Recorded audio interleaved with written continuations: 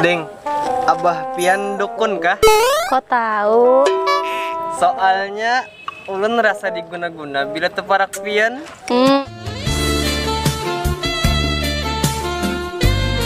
Andut juga pian nih. Nah, tambunau ini.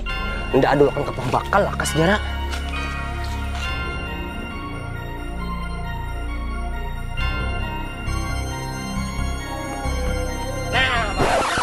Hansip nih gawean pacaran jam bakalai. Ampe heje sudah. Kena di PSO menjaga TPS. Tugas akan ulun jadi hansip. Ini nih minggu nangai. Hansip libur. Badu-adu aja gawean pian nih. Kada lawas, ngadu-adu ke presiden nih. Mun pian kada menugas akan ulun pambakalai di PSO. Ulun kulir datang anak golput aja. Kada jadi baras juga. Satu suaranya waktu penting bener nangai. Gasan kemaslahatan warga Banua sebarataan.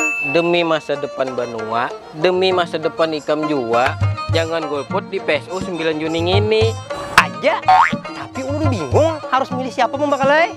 Pilih sesuai hati nurani pian Kak Ai. Wanang nyata tuh, jangan milih calon nang kelakuan kayaknya waktu nah. Katujubana mah adu-adu. Mon ulun milih pian aja. Kayak apa Deng? Badah, liur bangun Juni.